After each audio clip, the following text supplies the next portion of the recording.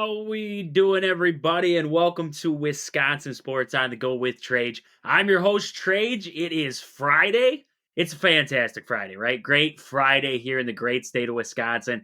Can't complain about the weather too much. Weather has been fantastic as of late here. Yesterday, we got up in the 50s. I mean, nothing crazy, but still fantastic. Sun was shining. You can't complain, especially for this time of year to have the weather that we are right now in the great state of Wisconsin, or wherever you're listening right now. I hope you're having just as good of weather as what we are, because it's fantastic here in central Wisconsin right now. Talking about some rain though this weekend. I heard a little bit, maybe today. Not sure yet. We'll see how it all shakes out there. I'm hoping not, but we've been blessed so far, so I expect snow still in the forecast at some point here. But lots to talk about today. We got lots to get into. We had Badgers in action yesterday. Got to talk about that game. We had the Bucks in action. Got to be talking about that a little bit here. And a lot of news coming out of the Wisconsin sports world. So first off, I want to look at the Green Bay Packers. And the big move yesterday for Green Bay was bringing back running back AJ Dillon. Is on his way back to Green Bay. And this deal, looking at the deal, it's supposed to be a 1-year deal worth up to about $1.45 million, and it's million more than the minimum, and only the minimum part of the base salary, in Dillon's case right now, is going to be about $1.125 million, is charged against the salary cap as of right now. He will also have $167,000 additional compensation along there. I saw a lot of mixed bag of reaction to AJ Dillon and to the news that AJ Dillon was coming back to Green Bay. Some people thought it was a good idea. Some people, were all about it. And others were saying, well, hopefully he fails the physical. And the best thing for the Packers would be if he failed the physical. So I saw a reaction both ways when I broke the news there on Facebook. And when I thought about it, I was like, okay, look at it from both sides. AJ Dillon coming back. What does that do for you? Well, it keeps a piece that was there last year when the Packers were able to put on a little bit of a run, a solid piece that was there for a majority of the season, was putting up, subpar numbers, but he's not your everyday back. He's not your number one RB1, right? He's not your main guy. That was Aaron Jones. For a while there, AJ Dillon had to step into that role to be that number one guy, and I don't believe he ever did. I don't think he has the capability to be that number one guy. So, okay, Jones is gone. Actually, the running back room this season for Green Bay is the craziest. I didn't expect any of these moves so far. I really thought Aaron Jones is coming back. I thought that they would go into the draft and they'd find a backup. They'd bring Emmanuel Wilson back. They'd find a backup in there, and A.J. Dillon would be let go. Now, Jones comes back. Or Jones is released. Now he's with the Vikings. Dillon comes back, and we get Josh Jacobs. Which Jacobs, if you look at Josh Jacobs, he's like a makeup of both, right? He's your bruiser and he's your speed guy. He's a guy who can hit the hole with a purpose. That is a little mix of both. He's like the Swiss Army knife, right? He's a little bit of both. The 1-2 punch that he had with A.J. Dillon and Aaron Jones, the speed and the power, he's got a little bit of both there. So you already have that combo with Josh Jacobs. So what does A.J. Dillon do for you? Well, in hindsight, it's more of just that backup. He's just that guy. He's there. I imagine that if Emmanuel Wilson, Packers saw promise in him there, that they gave him that roster spot. He worked around a little bit, got injured late. With Aaron Jones, didn't see a lot of Emmanuel Wilson, didn't see a lot of him in total there with Jones even out. Now, maybe this season here, we see a little bit more of Emmanuel Wilson in that second running back spot. And A.J. Dillon, I don't know, maybe he's more of a fullback for you. This guy, he's got the build to be a fullback. Maybe the Packers try to throw some sets together where they have A.J. Dillon in that kind of set, where an eye or an offset eye. Wherever you're looking there, it'll be interesting. It really will to see how they plan on using AJ Dillon now that you got him back. I think mostly just for insurance. You got an insurance policy now, right? Just in case, say Emmanuel Wilson gets injured, Josh Jacobs gets injured. He's just that insurance policy, right? You got that. He's got experience. He's still relatively younger, has some experience. I think that's a big boost. And last year, it seemed like there was something off with AJ Dillon all season long. I really did think, you watched him, he's never been quick. I've never accused this guy of being the fastest guy out there, but it just seemed like last year he lost even more of a step. So maybe going into this next season now, he's got a one-year deal here, a prove-it kind of year for AJ Dillon. Maybe we see him work a little bit harder in the offseason. You should be working hard in the offseason either way, but maybe you see him work a little bit harder here to get quicker, get a quicker first step, get quicker through holes, whatever it is to really develop his game. I don't know. I'm not opposed to signing AJ Dillon back. I should say that. I mean, I have nothing against the signing of AJ Dillon. I think this guy is going to be a good piece for the Packers here moving forward. So they get AJ Dillon back. Now, flip script, the talk is that the Packers are actually linked to Micah Hyde now, coming back to Green Bay. That could be, Micah Hyde's safety there could be an interesting return for this Green Bay Packer team. Just pulling him up here, I just want to see some of his stats there from last season. And in last season there, he had about 37 solo tackles there, 17 assists, 54 tackles in total. He had no sacks across the year, 2 picks, 12-yard average on them. And then, he's an experienced, solid backup. I don't think with McKinney out there right now, I don't know where Micah Hyde fits. I got to be honest. So he could just be that backup for McKinney, just a solid guy to come in if needed. You're going to have different packages. Maybe, you could fit Micah Hyde in there somewhere.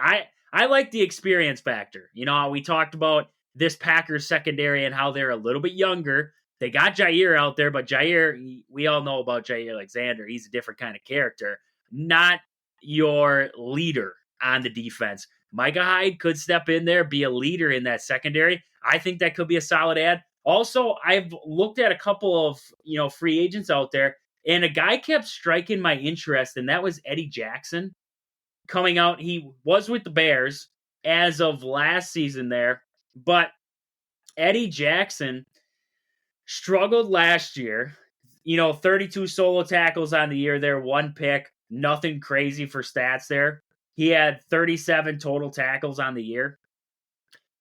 Nothing crazy good out of Eddie Jackson. Now he's in this kind of period where this could be a prove-it year for Eddie Jackson. Just like I was saying there with AJ Dillon before, this almost seems like a prove-it year for Eddie Jackson. Maybe the Packers bring him in. Yes, he struggled with the Bears, but this is a former Alabama guy, played with McKinney at Alabama. Both those guys, maybe you bring Eddie Jackson into this Green Bay defense with McKinney there, and Eddie Jackson starts the ball out. That's another experienced piece who, when he's right, this guy is a pretty good a piece for in the secondary there. I was just pulling up some of his old stats there. You look at him over the years. Year before that, 2022, he was sitting there with 80 total tackles, 59 solo tackles, 2 forced fumbles, and 4 interceptions in 2022. This is a guy who can ball out. I believe that was only in 12 games, too. He only played in 12 games that year, and he had 80 tackles. The Bears' defense wasn't the greatest, but Eddie Jackson was all over the place. That's what got him the big contract to begin with. I wouldn't be opposed to seeing the Packers shoot that route. You even look farther back there, 2020 and 2021. This guy was sitting there with 82 tackles in 2020 and 2021, 76 tackles in total. Eddie Jackson has played great over the years here for the Bears. Maybe you see the Packers take a shot. This could be a low risk, high reward kind of guy. It could be. I'm not spending big dollar on Eddie Jackson. I'm not saying that this is like a do or die guy. I'm not saying the Packers have to get him.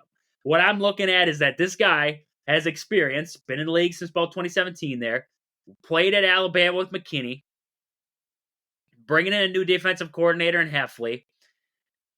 Maybe that sparks what Eddie Jackson can do in your secondary for you. Get him in there with some experienced guys. Take some of the load off him, right? You're going to have Jair in there. Nixon's coming back. You're going to have McKinney out there too, barring what they do in the safety room or in the secondary in the draft. You know, we've heard a lot of Cooper DeJean talk. You could see Eddie Jackson filling a big role on this Green Bay Packer defense, or playing a role like I was just talking about with Micah Hyde in more of a secondary option, not really on your everyday role, but this guy is still going to be in your back pocket along the way. Like I said, it depends on what kind of contract you could get for this guy, but looking at his stats last year, pretty bad there at the Bears. Now he's in a prove-it year, I believe, to get that next big contract. This could be a solid ad for Green Bay. Eddie Jackson there from the Bears. They cut him. Now he's sitting out there in free agency. Wouldn't be a bad idea, in my opinion.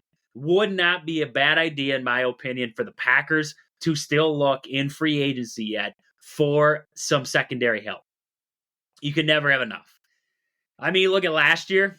We weren't expecting Jonathan Owens to play that many meaningful snaps in Green Bay. And the guy played a ton. Why? Injuries, got himself in there, did well enough to earn a spot out there. Corey Ballantyne, same thing. Valentine, along the same lines there. You didn't expect these guys to get huge, meaningful snaps for this team, but injuries and everything like that, you can always use secondary help. So I think Eddie Jackson or even a guy like Micah Hyde would be solid ads for Green Bay as they move forward here, because you always need pieces like that along the way. So with that, before I move on here, before I get out of the Packers here, move on here, I just want to mention a couple of the sponsors of the show here. First, your hometown team, Century 21 Gold Key Realty. Call Peggy, Sue, or Anna to find your dream home, or if you're looking to sell. Find them on Facebook at your hometown team, Century 21 Gold Key Realty, or stop in and see them at their location in Marshfield. Also, Sports Scene, Sports Cards, and Memorabilia. Stop in there in the Marshfield Mall. See Al, and he can get you anything. He's got sports cards, memorabilia, jerseys, everything you can need. Sports Scene, Sports Cards, and Memorabilia located in the Marshfield Mall. Also, Pittsville Farm and Home Center. At the store, they serve you anything from hydraulic hoses to red roses. Stop in and see the awesome crew at Pittsville Farm and Home Center in Pittsville, Wisconsin. But with that, we got devastating news. After the show yesterday, didn't get to talk about it. Devin Williams fractured, 2 fractures in his back, 2 stress fractures in his back. I was like, whoa. What now? What now? I mean, isn't Devin Williams, I'll be honest with you, isn't Devin Williams just like he's just like Wisconsin sports wrapped up into a whole thing, right? We watched that year, Brewers win the NL Central. Devin Williams breaks his hand after the game, breaks his hand. We lose him for the postseason. Now, look at this year. We get a little bit excited. We got young guys. It's a new manager. Everything's looking to be, it could be good. 2 stress fractures in the back. And apparently, it dates all the way back to last year. It just now we're taking this time to go. And, you know, the biggest thing I see when I look at this is he saw a specialist for his back. That's like worst case scenario. That's like worst case scenario. This isn't just normal. This is the back has got a lot of problems. Now, what the big question, the $1 million question is, what caused it? What caused the stress fracture in Devin Williams' back? Did he fall? Was he just walking and he fell, right? Did he get hit by a car? Was it, just something crazy? Was it a freak accident while he was working out? Or is it pitching? Because if it's pitching, If it's the movement that he makes while he throws, this is, I mean, they're talking 3 months. If it's the movement that he makes when he throws, this could be a while. This could be dangerous. Like, we might not see the same Devin Williams that we've seen in the past again. And that's just the honest truth. And people are like, well, what are you talking about? You're crazy. He's going to come back. He's going to be fine. He's just stress fracture in the back. It's a stress fracture in your back. When you pitch, the violent torque and everything that comes through your body to throw a baseball is unreal. It is like the most, you would almost say the most silent, deadly, like, movement. You're throwing your body in odd positions. And you see a lot of times, there's different styles that guys throw with, right? And it all changes. Some guys look a little bit more violent when they throw. Some guys hide it, but it's still a violent motion when you are throwing a baseball. And now, to hear that Devin Williams has 2 stress fractures in the back, if he did that pitching, if it's his pitching motion that does that, that reaches dangerous waters. Because then, do you have to change something mechanically? That adds a little bit more time, because you're talking 3 weeks where you're on the shelf, and then you have 3 weeks of rehab. And then even then, is it going to be better? Is it going to be back to the same? And does this problem spark back up again? You look at a guy like Christian Yelich, right? Yelich has had that back problem. It sparks up every once in a while. Ryan Braun always had that hand problem. Sparked up every once in a while. It really makes you worry about the future of Devin Williams, because this guy was a mainstay, right? He was always there in that bullpen, always there at the back end. Now, it's like, this is a guy who might be in the same boat as, looking at injured, Garrett Cole always seems to get injured, right? Steven Strasburg, you want to go that far, because that's pretty much saying that Devin Williams' career is over. I don't want to venture that far yet, but that back, that worries me. That worries me 1,000%. That was the news I didn't want to get. That's worse than Tommy John's. That's worse than shoulder with Brandon Woodruff, right? Shoulder injuries are bad. We know that. We've seen guys with shoulder injuries never get back to the same form. We've seen that before. And I don't know. This makes me nervous. This really does make me nervous. If I'm the Brewers, if I am Devin Williams, I'm nervous. I'm nervous to see how this rehab goes, and if you ever get back to full pitching form at some point. So, Brewers lose Devin Williams. Now where are you at? I could see a guy like Abner Uribe getting some closing time. The guy's got the stuff. He's got the heat. He's got some high heat. He's got some good, his breaking ball is very good. He's got some good sink. So, Uribe could be an option. You also have Pampas. Pampas pitched well in the setup role last year for you, so Pampas is definitely going to be an option. And then you got Trevor McGill. This is a guy who throws hard. He's a hard thrower. Not much else to his arsenal. He's got some breaking stuff, but, he's basically going to try to beat you with the heat.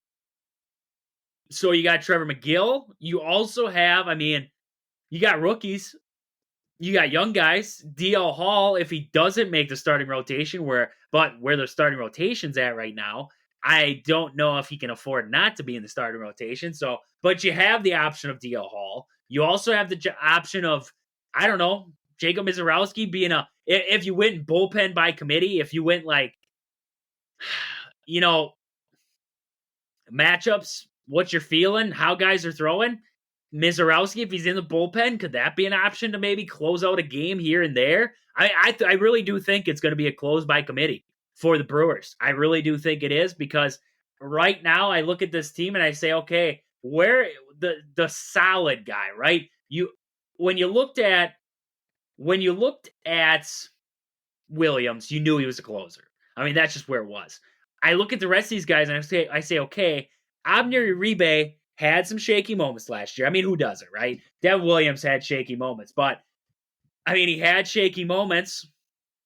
McGill's had shaky moments, and so has Pampas. So it's like, okay, who's going to be your most solid pitcher? I mean, I think you're going to have to play it almost by that week, that day, that month. I mean, it's going to, I think, vary on situation who will be closing out games for the Milwaukee Brewers. So definitely terrible news right there hearing about Devin Williams. But in good news, and this is about the best news we could have gotten, Wade Miley did throw a simulated game there. I believe that was a day ago here.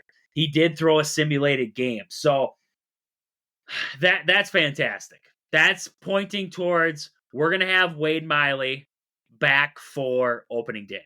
And that is exactly what we wanted to hear. I mean, looking at the Devin Williams news now, we needed some kind of good news. And I saw that the Vegas odds actually bumped the Brewers up a win. Once they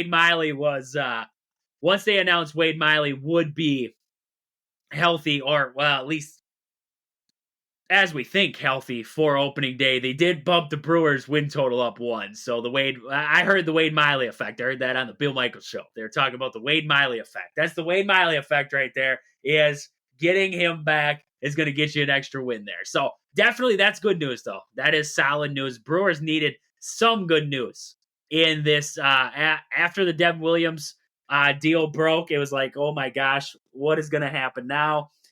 And getting Wade Miley at least back for opening day ease the mind a little bit. You don't have the solid bullpen like we were expecting, but it's easing the mind just a little bit. We just got to score like 15 runs a game. We'll be fine, right? I mean, everything's going to be fine. It's Wisconsin sports, right? Everything will be okay. We just got to think that, and it will be. So with that, before I get on the Brewers, I just want to mention a couple games this weekend. Brewers will be in action today here against the Arizona Diamondbacks. A 3:10 start for that one from American Family Fields of Phoenix. So Brewers, Diamondbacks, continuing this. We're getting into the last week here. We're getting close to the last week of action here. Joe Ross will have the ball for the Brewers here going up against the Diamondbacks in this one. And then looking at the game coming up here, that will be on Saturday. Brewers and the Oakland Athletics. I believe Jacob Junis. Yep, Jacob Junis will get the ball for the Brewers in that one.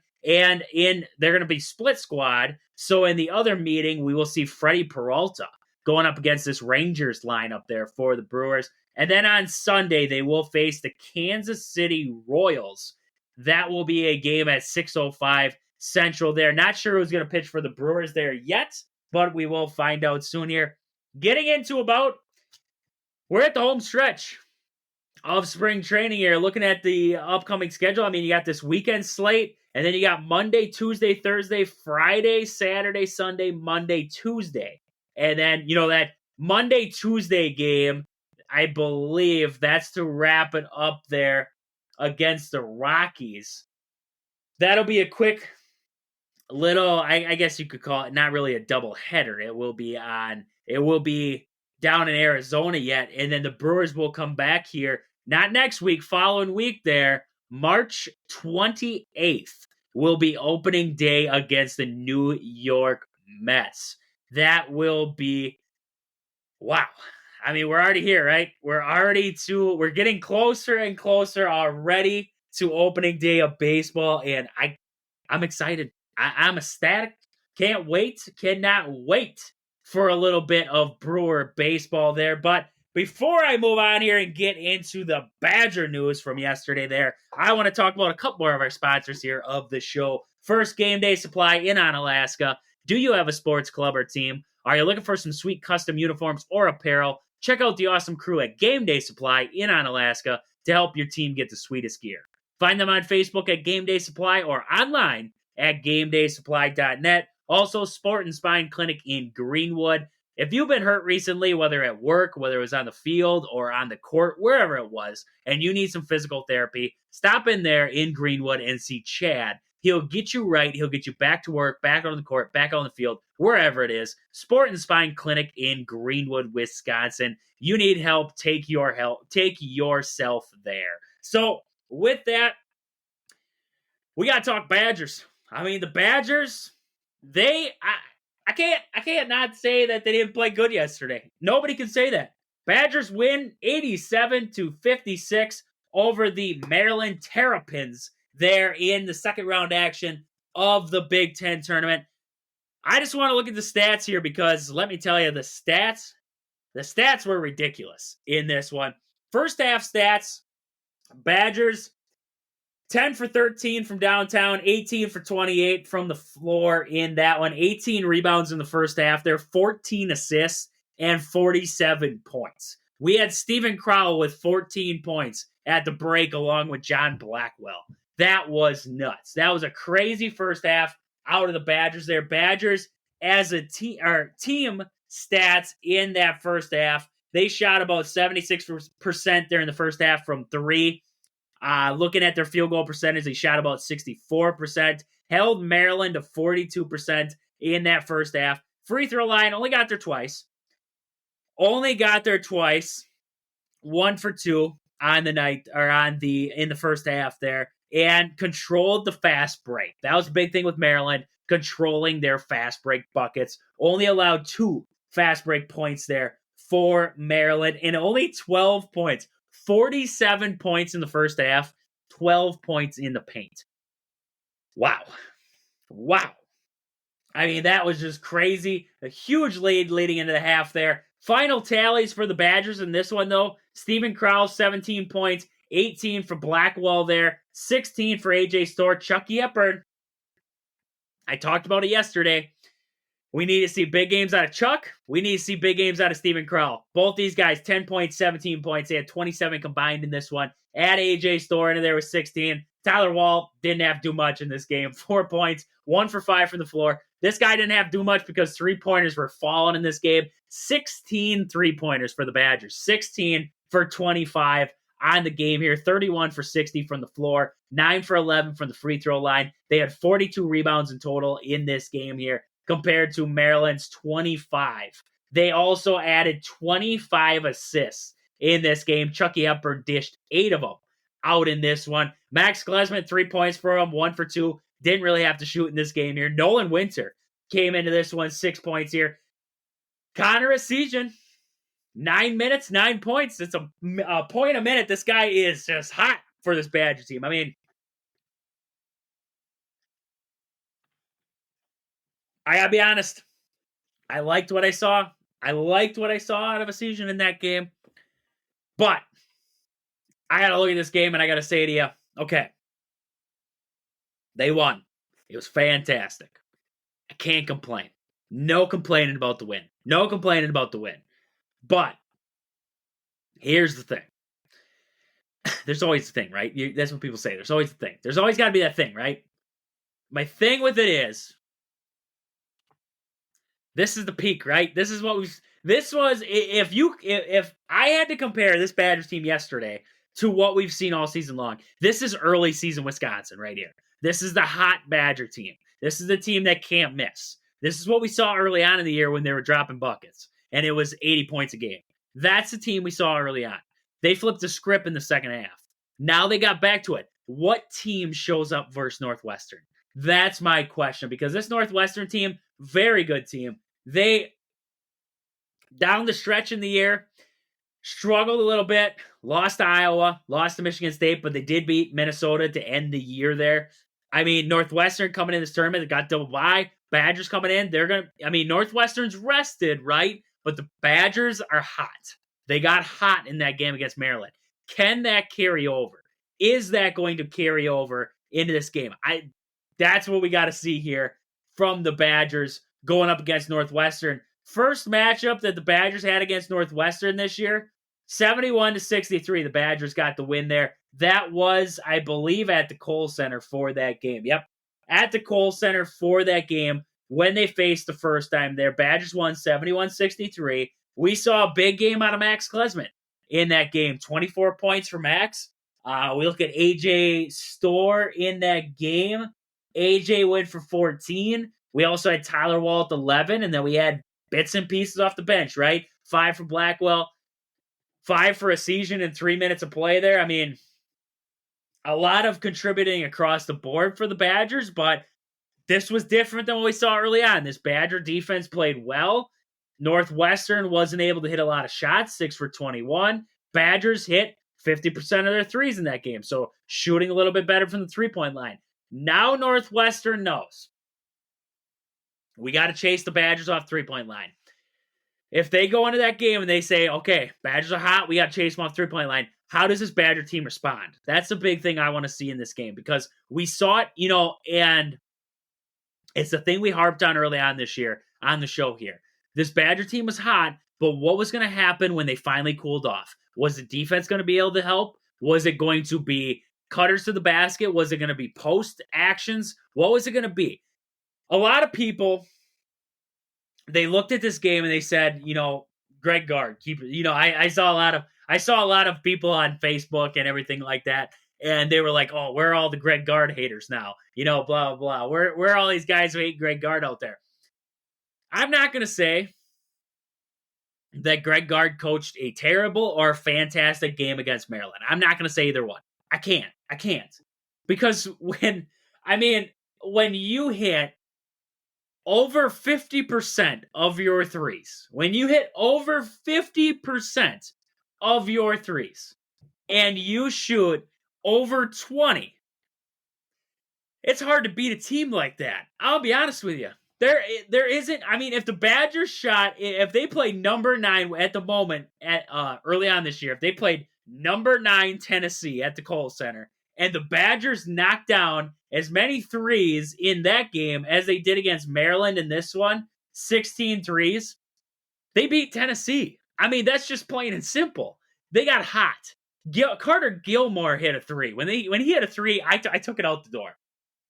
I was like, I don't even know what's going on anymore. Carter Gilmore just banged a 3. I don't know what to say anymore. So, I'm not going to say that Greg Gard coached a good game. I'm not going to say he coached a bad game. But what I'm going to say is it's this game, shots were falling. The ball was moving. So all the things that we heard Greg Gard talking about for 7 weeks in a row, it probably wasn't 7. I'm not going to go back and count. But it felt like at least 3 months. What we heard from Greg Gard when they were losing, we got to rebound better. We got to get to the free throw line. We got to knock down shots.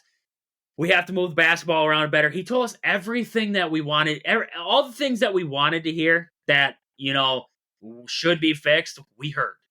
But they never got changed. This game against Maryland, you had 25 assists. You know what that tells me? Ball's moving around. Ball's entering into the post. Steven Krause getting action inside. He's 3 for 3 from downtown, so the guy was hitting from the outside, but he was also hitting on the inside there. 7 for 8 from the floor in this one. Solid game out of Krause. I'm not going to say the guy didn't he played a majority of the game on the outside. The guy was playing on the inside too there. They were solid on the inside. Didn't have to do much on the inside when you're knocking down threes like that. But I just look at this Badger team and I say, okay, to all the Badger fans out there who dislike Greg Gard, don't think Greg Gard should be the head coach at Madison. I get it. I'm one who long ago, I harped on it that I still believed in Greg Gard and that in Gard we trust, right? This guy's the silent assassin, silent killer, right? I agreed. I was right with it. The guy was it seemed like the right buttons were being pushed. But you went into this year, had another meltdown, and started to struggle. And I saw it from a different lens then. I saw it from the opposite side where I was like, in-game adjustments are bad. He doesn't know how to coach teams that are struggling, and that's a problem. Look at that Purdue game. They shot just as many threes. I don't think just as many, but just under the same amount as they shot against Maryland here, but they weren't falling. So at that point, you have to change it up. You have to do something different. So you go into this Northwestern game, and you say to yourself, okay, Wisconsin, Northwestern now, they watched the game yesterday. They know that what this Badger team is capable of now, right? They're capable of ringing up 16 threes in a game. Will that happen in this game against Northwestern? Probably not. But you look at that and you say, okay, I got to chase these guys off the 3. How does the offense respond? How does this offense respond to a team saying, we're not going to let you get that. We're going to force you to score inside. We're going to force you to give it to Corral. Make Crowell do the dirty work for you. We're going to make you do things that you didn't have to do against Maryland. That's what Northwestern's going to do to this team, and that's what is going to be, because you're going to get into March, right? You're going to get in tournament, and you're going to get away from these teams who know you, but they've seen film on you. They're going to understand how you want to play and what sparks you along the way. You can't rely solely on the three. You got to be able to move the basketball. You got to be able to cut the lane. You got to be able to hit cutters, and you got to be able to work the post. You got to be able to work inside out, from the post out. That's how this game's got to work here. And against Northwestern, it's going to be the same formula. If you want to win this game against Northwestern, it'll start from the inside. It's going to start inside out. You're not going to hit 16 threes again. If you do, hats off. Hats off to you. If you hit 16 threes against Northwestern, you blow doors off Northwestern, and you go play Purdue again, that's fantastic. That's better than I thought. I was worried, and that's better than I thought. But when I look at this game against Northwestern, I really do think it's going to be one on the inside. I really do think so. Looking at Northwestern, I mean, they got good guard play there in Barnheiser, and Langborn, also Boo Buie, one of the best guards in the Big Ten, and along with Ty Berry there. So decent play all the way around there at the guard position. Those are your main scorers, right? Boo Buie with 18 a game. Barnheiser is averaging about 14. You have Langborg averaging about 12, and Ty Berry sitting there with 11. Then you go to some of the bigs there. You're going to have Martinelli coming in. He's averaging about 9 a game right now. And then you got Matthew Nicholson. We've seen a lot of Nicholson there. 5 a game for Nicholson. The guys you got to worry about, and this is where I look at it, is the three-point arc in this game against Northwestern.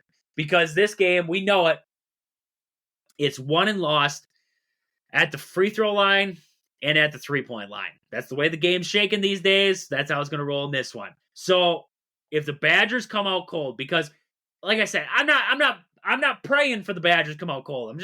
I'm looking at the worst case scenario, right? Worst case scenario is the Badgers come out cold in this game against Northwestern. And you have to work inside. You have to try to get tough shots, right? And you have to be able to control Northwestern's guard play out at the three-point line. You look at this Northwestern team, Langborn, Ty Berry, and Boo Buie all averaging over 40% from downtown on the year. And then you have Barnheiser. He's at 36%. All solid three-point shooters in this lineup. And then they also have guys coming off the bench. Not as much playing time. But Luke Hunger is averaging, he's about 50%. Or no, not Luke Hunger. I'm looking at Blake Smith here. Sorry about that. He's about 50%. And then we also have Justin Mullins, who's averaging about 50% from downtown. These guys are able to knock down the three. You look at Boo Buie, he's got about 181 attempts on the year. Barnheiser, Langborn, and Ty Berry, all over 100%, are all over 100 attempts on the year. So these guys aren't afraid to shoot it from downtown. And looking at their stats, they capitalize when they do. So Badgers got to be able to control the three-point arc in this one. Get them into uncomfortable situations, right? Don't let Boo Buie. The big thing Northwestern is going to try to do in this game is the pick and roll. They are going to try and get Boo Buie into a pick and roll situation, and they are going to try to make it work that way. And that is going to spell trouble for the Badgers if they don't defend it well. We've seen the Badgers this year try to go under screens or over, and they screw themselves. They got to find the in-betweener here. They got to find the in-betweener, because this game, I believe, you look at it, pick and roll with Boo Buie is going to be huge for this team. They love when Boo Buie can get that mid-range shot. Got to keep him out of that area. Like I was saying, I mean, Northwestern, one of the better three-point shooting teams in the Big Ten Conference. They are at about 39% on the year, just under 40%. And you look at them defensively, defending the three. We talked about Wisconsin. They're one of the worst teams at defending the three, but Northwestern ain't much better. They're sitting at 10th. Opponents are averaging about 35% against Northwestern on the year. So this game could very well be won and lost on the three-point line. I'll be honest with you. It could very well be won and lost on the three-point line in this one. I just want to check out turnovers in this one. You look at Northwestern, their turnover margin is actually number one in the Big Ten right now. Their margin is sitting at about 3. They're averaging about 8 a game right now. And team average right now, they have about 271 turnovers, and opponents are about 384 on the year. So 3.68 is about the average right now that they are at margin-wise in the Big Ten. The Badgers are actually sitting at 6. So turnover-wise, these teams stack up pretty even looking in the turnover department here. You can turn this team over. I'm not saying you can't. I'm not saying you can't turn them over, but I mean, they relatively take care of the basketball, and that's something that the Badgers have always prided themselves on, is taking care of the basketball. Inside game, I mean, you look at Northwestern, you look at Wisconsin, both these teams struggle defending interior. You look at Northwestern there. I look at block shots, right? When you have a lot of block shots, it's hard to score in the paint against you. You look at a team like Rutgers, they lead the Big Ten in block shots. A lot of length. That we saw that. Badger fans, we saw that when we went to Rutgers. They got to these Badgers big men. You look at these two teams, though, Wisconsin and Northwestern, both of them sitting at the bottom. I mean, that's a big thing I look at when I look at stats there for interior defense, is a lot of that. Looking at steals here, Wisconsin, Northwestern's about 4th in the league right now in steals on the year. Wisconsin's at about 8th. So both teams get after the basketball. I mean, the difference there is about, it's a decimal is the difference between those two teams. So they're about equal there, stealing the basketball. So they're both guards. I mean, you look at Chucky, you look at Klesman, you look at the flip side, you look at Boo Buie, you look at Ty Berry, Barnheiser. Those guys are going to get up in their grill and they're going to take the basketball away from you. So this is going to be, it's going to be who can control the basketball, who's going to make the least amount of mistakes in this game here will be huge. Scoring-wise, I mean, Northwestern and Wisconsin, you look at those stats, there ain't much that comes closer there. They're both averaging about 74 points per game right now. And you look on the defensive side, Northwestern's giving up about 69 on the year. Wisconsin is at 69. So, I mean, these two teams stack up. They are about as even as you could possibly ask for in a matchup here. I mean, you got good guard play. You got bigs who are, I mean, Nicholson, Martinelli, Wall, Crowell. They're not crazy good, but they're average, right? They're good. They're good enough, right? Good enough to get her done. Guard play's good. This is going to be a solid game. Wisconsin, Northwestern, for the right to, I mean, I'm not going to, I don't want to speculate that they're going to, play Purdue, but Purdue's got Michigan State. I expect Purdue to win, but I hope for Michigan State, right? I don't want to see Purdue win. I'd rather see Michigan State win that game there. So, I mean, Badgers have a big matchup. 1:30 tip there on the Big Ten Network coming up today here. Should be a good one. Should be a fantastic one there from the Target Center in Minneapolis. Can't wait to watch that thing tip off there for the Badgers.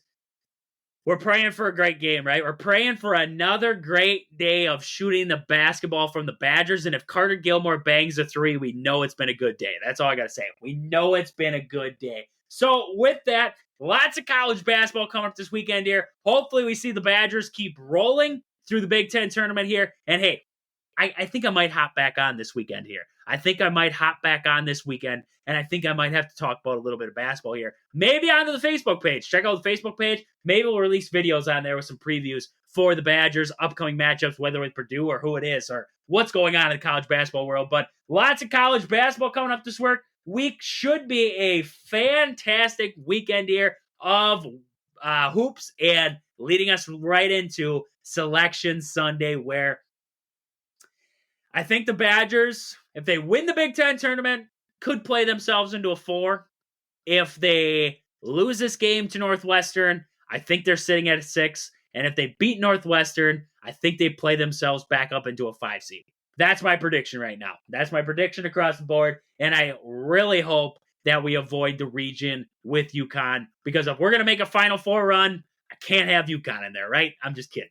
We can beat UConn, right? No. Just kidding. That's a joke. Ended on a joke, right? But with that, this has been Wisconsin Sports on the Go with Trade. Thank you guys for listening. We'll catch you guys back here on Monday. But until then, deuces.